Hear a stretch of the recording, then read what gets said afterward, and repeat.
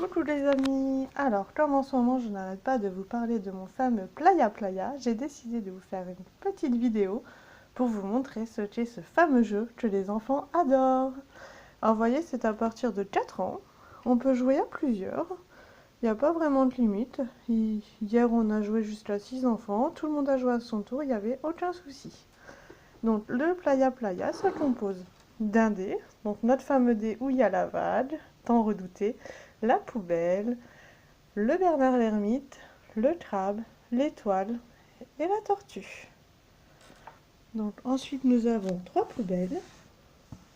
Alors on a 2 statuts de difficulté sur ce jeu. On a la première plaque où on a juste notre poubelle normale qu'on vient déposer, ou alors pour aller un petit peu plus loin dans le jeu, on a derrière la plaque avec les 3 poubelles où là on va recycler.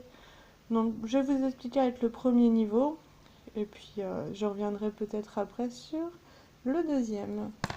Donc pour disposer de notre jeu, c'est tout simple. On met notre première plaque de la plage, ensuite on vient disposer les animaux. Donc on a 4 plaques avec les animaux. Ensuite on a la plage. Donc on a le sable. Et notre fameuse vague. Et ensuite, on a la dernière plaque pour refermer le jeu avec la mer. Donc voilà, le but du jeu est tout simple. On va venir cacher les petits animaux avec nos détritus. Donc vous voyez, derrière les détritus, on en a certains où il y a la poubelle, le dessin de la poubelle. Donc c'est si on joue avec le deuxième forme de jeu. Vous voyez, là c'est un mégot de cigarette. La mégot de cigarette va dans la poubelle normale. Par contre, la bouteille d'eau, elle, va dans la poubelle recyclage. Hop, donc on continue à aller disposer. Donc ces pauvres, voilà, c'est des baigneurs qui n'ont pas fait attention, qui ont jeté leurs détritus sur la table, sur la plage. Et du coup, nos pauvres petits animaux sont prisonniers de tous ces détritus. Alors, comment va-t-on les libérer ? C'est très simple, nous allons lancer, donc on va mettre notre poubelle ici, et nous allons lancer notre dé. Alors là j'ai fait une tortue, donc je dois trouver où se trouve la tortue. Alors j'ai pas vraiment fait attention à mes symboles. Alors perdu, c'était le Bernard l'ermite. Donc du coup, comme c'est un jeu de coopération, c'est mon voisin qui va continuer à jouer. Bon bah là, je joue toute seule aujourd'hui parce que mes enfants sont à l'école, donc ils ne peuvent pas faire cette vidéo avec moi. Alors du coup, je vais relancer le jeu. Alors, bah décidément, la tortue, je ne sais dire même plus ce que j'ai soulevé juste avant, c'était le crabe. Le Bernard l'ermite, et bah la tortue était là. Et le Bernard l'ermite, je suppose... Ah bah l'étoile. Vous avez vu comment je suis douée, hein.